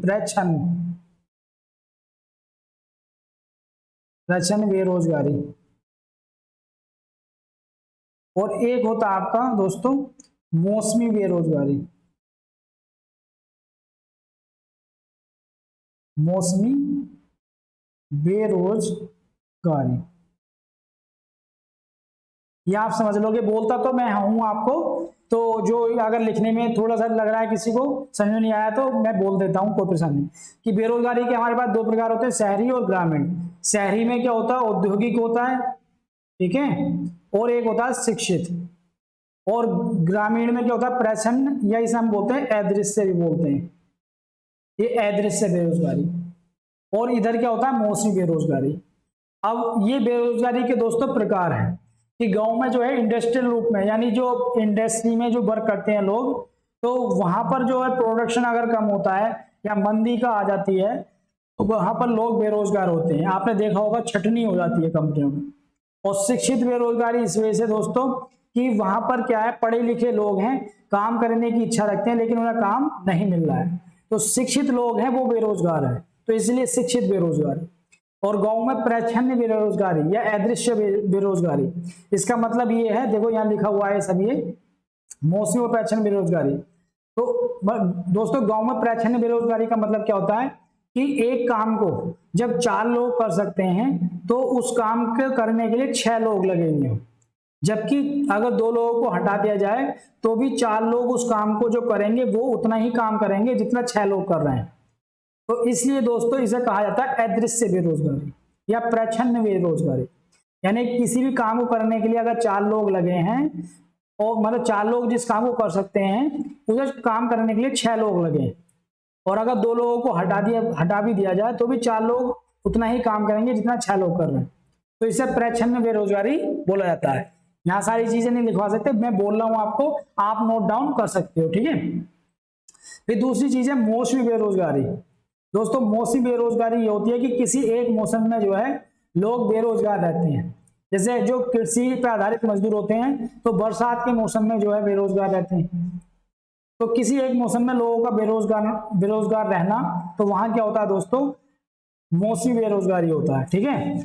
और एक और बेरोजगारी के और भी प्रकार हैं, जैसे एक है संरचनात्मक बेरोजगारी, यानी कि आपके पास किसी भी देश में परिवहन साधनों का, सड़कों का, इनका सही से डेवलपमेंट नहीं हुआ है, तो उस कारण जो दोस्तों बेरोजगारी होती है तो उसे बोलते हैं संरचनात्मक बेरोजगारी। आप लिख सकते हैं, मुंह से बोल रहा हूं कि आपके पास जब किसी देश में इंफ्रास्ट्रक्चर का सही से डेवलपमेंट ना हो तो उसके कारण जो बेरोजगारी होती है तो संरचनात्मक बेरोजगारी कहते हैं। एक होती है दोस्तों चक्रीय बेरोजगारी, चक्रीय बेरोजगारी क्या होती है? एक होती है, ये मैंने आपको बता दिया, संरचनात्मक संरचनात्मक, ये मैंने आपको बता दिया कि इंफ्रास्ट्रक्चर जो है वो डेवलप नहीं होगा, डेवलप नहीं।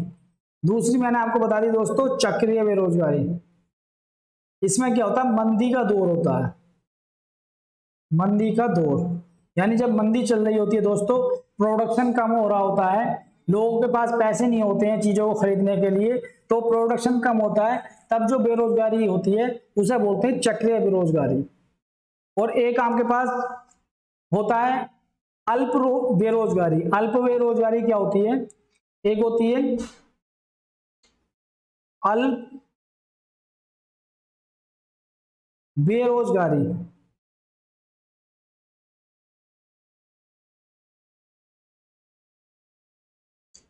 अल्प बेरोजगारी में क्या होता है कि जो व्यक्ति जिस काम के लिए योग्य है उसे योग्यता अनुसार काम ना मिलना, यानी आपका है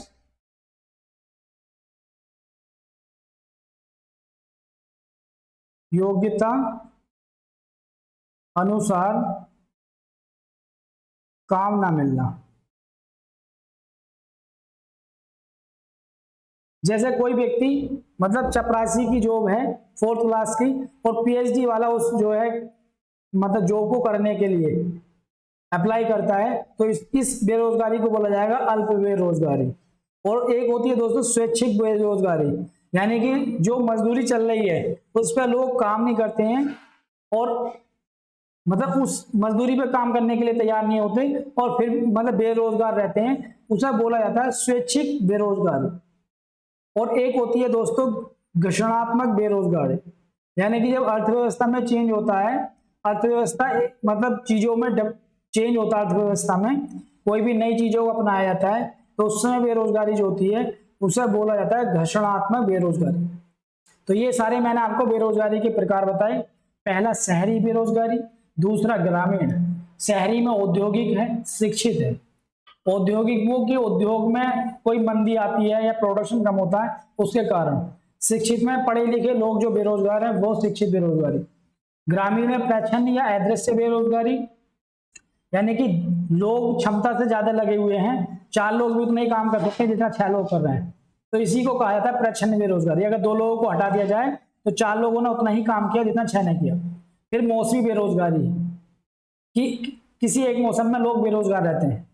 फिर उसके बाद संरचनात्मक बेरोजगारी है, यानी सड़कों का जाल बिछा हुआ नहीं है या परिवहन के साधन डेवलप नहीं है, तो इन सब के लिए को लेकर जो लोग बेरोजगार रहते हैं उसे बोला जाता है दोस्तों संरचनात्मक बेरोजगारी।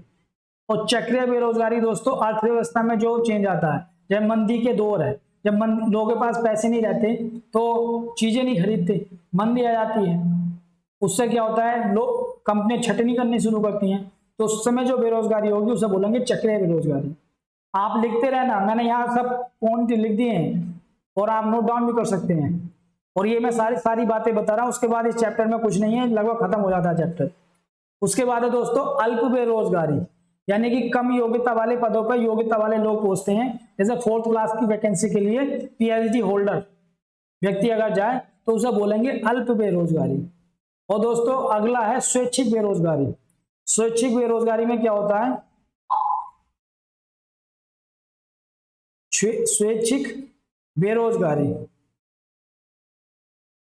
इसमें क्या होता है दोस्तों, इसमें लोग अपनी मन से ही जो है जो तय मजदूरी चल रही है उस पर काम मतलब काम करना नहीं चाहते और बेरोजगार रहते हैं, काम करना नहीं चाहते, उसे बोला जाता है स्वैच्छिक।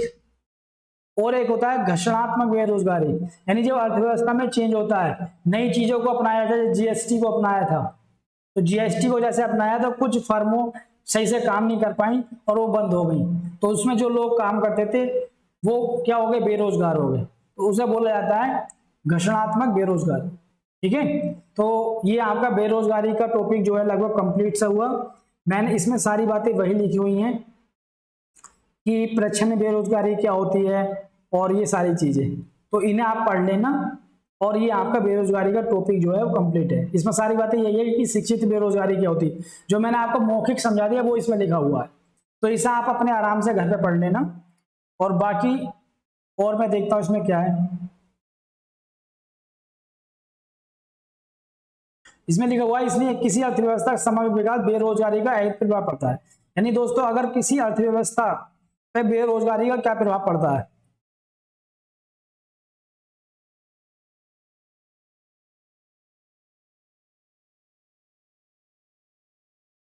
देखो किसी अर्थव्यवस्था का बेरोजगारी पे दोस्तों क्या प्रभाव पड़ता है ये मैं आपको बताता हूं।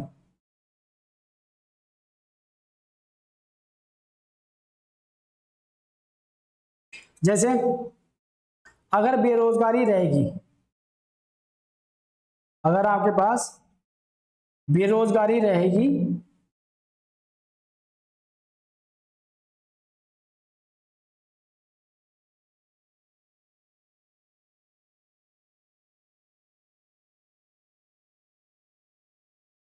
तो दोस्तों उससे क्या होगा, लोगों की आय,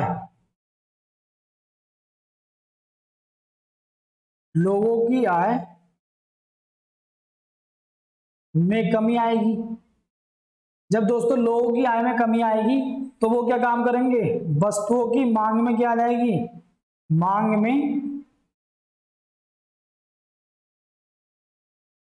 में कमी होगी। जब मांग में कमी होगी दोस्तों तो फिर उत्पादन में क्या आ जाएगी, अपने आप ही उत्पादन में कमी होगी। और जब उत्पादन में कमी होगी तो क्या होगा दोस्तों, अर्थव्यवस्था यानी कि आर्थिक जो वृद्धि है, आर्थिक वृद्धि वो कम होगी आपके पास। यानी कि अगर बेरोजगारी बढ़ेगी तो लोगों के पास पैसे नहीं रहेंगे। जब लोगों के पास पैसे नहीं रहेंगे तो वो कुछ खरीदेंगे नहीं, और जब वो खरीदेंगे नहीं तो डिमांड में क्या आ जाएगी दोस्तों, कमी आ जाएगी। और जब डिमांड में कमी आ जाएगी तो प्रोडक्शन कम होगा।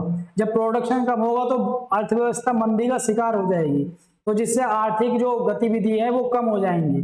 और दोस्तों जब आर्थिक गतिविधि कम हो जाएंगी तो आर्थिक ग्रोथ भी जो है, जो इकोनॉमिक ग्रोथ है वो भी क्या हो जाएगी, कम हो जाएगी। तो जीडीपी भी क्या आएगी, कम आएगी। और देश का जो आर्थिक स्ट्रक्चर है वो क्या हो जाएगा, और कमजोर हो जाएगा। तो बेरोजगारी से दोस्तों इतना है। और जब व्यक्ति बेरोजगार होगा, उसके पास पैसे नहीं होंगे, तो दोस्तों वो एजुकेशन पे भी खर्च नहीं कर पाएगा, वो दोस्तों स्वास्थ्य सेवाओं पे भी खर्च नहीं कर पाएगा। तो इससे क्या होगा, उनके बच्चों का विकास नहीं होगा, उनके बच्चे बीमार रहेंगे, वो अपनी पूरे पावर के साथ जो है प्रोडक्टिविटी नहीं कर पाएंगे। तो ये दोस्तों आलम होता है। और कोरोना के बाद ये सारी चीजें होने वाली हैं। लोगों के पास पैसे नहीं रहेंगे तो लोग, हो सकता है कि अर्थव्यवस्था में मंदी भी आए, पैसे नहीं रहेंगे तो खरीदेंगे नहीं, एजुकेशन पर खर्च नहीं करेंगे, बच्चों उनके जो है उस लेवल की एजुकेशन नहीं ले पाएंगे, स्वास्थ्य सेवाएं नहीं दे पाएंगे अपने बच्चों को अच्छी, तो उससे क्या होगा, बीमार पड़ेंगे और ज्यादा गरीब चले हो जाएंगे। तो इस कोरोना के बाद दोस्तों, कोरोना के टाइम पे अभी भी गरीबी बढ़ने वाली है, असमानता बढ़ने वाली है। इसलिए दोस्तों आपके पास पूरा मौका है, इस आपदा को अपने लिए अवसर बना लो, अच्छे से पढ़ो और मेहनत से आगे बढ़ो। और अब जो वैकेंसी निकलेंगी, आप मेहनत करके इसमें अपना स्थान जो है सुनिश्चित कर लो, ठीक है। बस इसमें यही दे रखा है सारी चीजें। और ये गांव की जो कहानी है दोस्तों, इस गांव की कहानी से जो है ये एंड कर रखा है इस चैप्टर का, क्योंकि इसमें दिया हुआ है कि एक गांव की का व्यक्ति कैसे गांव के लिए एक परिसंपत्ति हो सकता है, एसेट हो सकता है। इसमें दिया हुआ है दोस्तों कि गांव का एक लड़का है जो पढ़ने में होशियार है, उसका पास के ही जो है कृषि महाविद्यालय में एडमिशन करा दिया जाता है और यहाँ से वो कृषि इंजीनियर बन जाता है। और उसके बाद दोस्तों वो एक हल का निर्माण करता है, हल के नमूने का, और जिससे जो है उनकी किसान गेहूं बोते हैं तो उनकी खेती में वृद्धि होती है। और जब उनकी उपज में वृद्धि होती है तो उसके परिवार के पास जो है अधिशेष राशि बचती है। और उससे प्रेरित हो गए गांव में दोस्तों पंचायत होती है और गांव के लोग भी अपने बच्चों को पढ़ाने के लिए सोचते हैं और पास के जो विश्वविद्यालयों में अपने बच्चों को पढ़ने के लिए भेजते हैं। तो उससे क्या होगा, जो मानव संसाधन है वो मानव पूंजी में बदल गया। तो ये जो बच्चा बाहर एग्रीकल्चर इंजीनियर बनकर आया है, तो उसने गांव के लिए एक हल का नमूना डेवलप किया, उससे लोगों की पैदावार बढ़ी, उनसे लोगों की आय बढ़ी। तो वो बच्चा गांव के लिए क्या हो गया दोस्तों, एसेट हो गया। अगर आप पढ़ लिख कर अच्छे से बढ़िया जॉब पा लेते हो, फिर आप गांव में जाते हो और फिर आप अपने इनोवेशन के द्वारा गांव के लोगों की मदद कर देते हो, तो दोस्तों आप गांव के लिए एसेट का काम करोगे। एसेट संपत्ति का काम करोगे, परिसंपत्ति का काम करोगे। संपत्ति परिसंपत्ति का मतलब जो वापसी रिटर्न में मिल रही है। और इसी प्रकार से उस गांव में दोस्तों बहुत सारे बच्चे बाहर पढ़ने के लिए गए, उनके परिवारों ने उन्हें भेजा और गांव में एक स्कूल भी खोल दिया गया जिससे बच्चे वहां पढ़े। और उसके बाद गांव में एक जो है सिलाई, लड़की ने सिलाई का प्रशिक्षण दिलाया लड़की को, और लड़की वो गांव में कपड़े सिलने का काम करने लगी। अब लोग बाहर जाने की बजाय गांव में उससे ही कपड़े सिलवाने लगे और वो लड़की और लोगों को भी सिखाने लगी, जिससे और लोग भी जो है स्किल्ड हुए। अब उससे क्या हुआ, एक तो गांव के लोगों का बाहर जाना बच गया, बाहर ज्यादा पैसे खर्च करने बच गए कपड़ों पे, वो गांव में कपड़े सिलवा रहे हैं। इस टाइप से धीरे धीरे दोस्तों वहां पे लोगों में समझ विकसित हुई एजुकेशन को लेकर, स्वास्थ्य को लेकर, तो उन्होंने अपने बच्चों पर खर्च किया। और जब उन्होंने अपने बच्चों पर खर्च किया तो उस गांव के अंदर काफी इंजीनियर, उस गांव के अंदर क्या हुआ, सकारात्मक प्रभाव हुआ और काफी इंजीनियर जो है औपचारिक रूप से, इसमें लिखा हुआ है, ये गांव की कहानी थी। अब उत्पादन लोग बाहर बेच सकते थे कि अधिशेष मिलने लगा और उस गांव में शिक्षक, दर्जी, एग्रो इंजीनियर, इस टाइप के लोगों से परिपूर्ण हो गया गांव, क्योंकि उन्होंने अपने बच्चों में शिक्षा में और स्वास्थ्य में इन्वेस्ट किया और उस गांव में अनेक स्किल्ड लोग जो है वो हो गए और वो गांव की परिसंपत्ति बन गए, एसेट बन गए और गांव के डेवलपमेंट में महत्वपूर्ण भूमिका निभाने लगे। ऐसे ही दोस्तों आप अपने गांव में भी कर सकते हैं। जो पढ़े लिखे बच्चे हैं उन्हें प्रेरित कर सकते हैं अच्छा कर स्किल्ड लेने के लिए, और जो माँ बाप अपने बच्चों को पढ़ाना नहीं चाहते तो आप उन्हें प्रेरित कर सकते हैं। अगर आप कहीं स्कूल में पढ़ा रहे हैं गवर्नमेंट में, तो वहां के गरीब बच्चों को प्रेरित कर सकते हैं स्कूल आने के लिए। और आप गांव के प्रधान हैं तो गांव के बच्चों के लिए क्या बेस्ट हो सकता है कि वो गांव के परिसंपत्ति बने, या आपके कोई ऐसे रिलेशन में प्रधान है या कोई ऐसी बड़ी पोस्ट पे हैं कि गांव के बच्चों को हम कैसे गांव की परिसंपत्ति बनाएं, ये आपको बेहतर करना है एजुकेशन में उनकी और स्वास्थ्य में, और स्किल्ड उन्हें दिलाना है जिससे वो बच्चे गांव की परिसंपत्ति बन जाए। और जब वो बच्चे गांव की परिसंपत्ति बन जाएंगे दोस्तों, तो गांव के डेवलपमेंट में भूमिका निभाएंगे, गांव को आत्मनिर्भर गांव बनाने में महत्वपूर्ण भूमिका अदा करेंगे, और इससे भारत का जो सपना है आत्मनिर्भर भारत का, वो भी कंप्लीट होगा। ठीक है दोस्तों, ये मुझे लगा कि आपको अच्छे समझ में आया होगा। मैंने पूरा डेडिकेशन दिखाया आपको समझाने में और आपको हर प्रकार से बेहतर समझाने में। उसके बाद ही अगर आपको कुछ समझ में ना आए तो कमेंट बॉक्स में कमेंट कर सकते हैं और उसका आंसर आपको दिया जाएगा जो भी आप कमेंट करेंगे। ठीक है दोस्तों, अच्छे से पढ़ाई करो, बढ़िया से डेडिकेटेड रूप से इस आपदा को अपने लिए अवसर बनाओ। आने वाले टाइम में जो परेशानियां आ रही हैं उससे डट के सामना करना है, अच्छे से एजुकेशन लेनी है और अच्छे से अपने भविष्य का निर्माण करना है।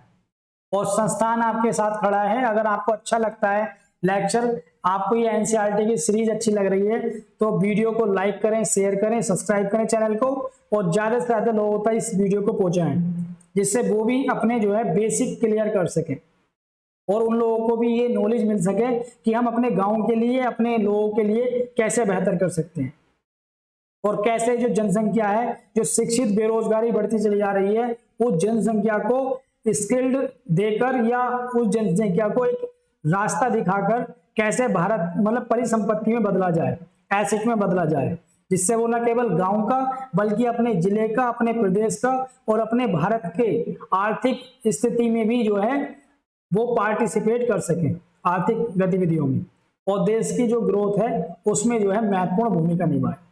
ठीक है, अब मिलेंगे आपको, 2 चैप्टर कंप्लीट हो गए और उसके बाद आप मिलते हैं नेक्स्ट वीडियो में। तो कल के लिए फिर कल मिलते हैं नेक्स्ट सीरीज के साथ, और आप बस पढ़ते रहिए, अपना ध्यान रखिए, अपने घर वालों का ध्यान रखिए। ठीक है, जय हिंद दोस्तों।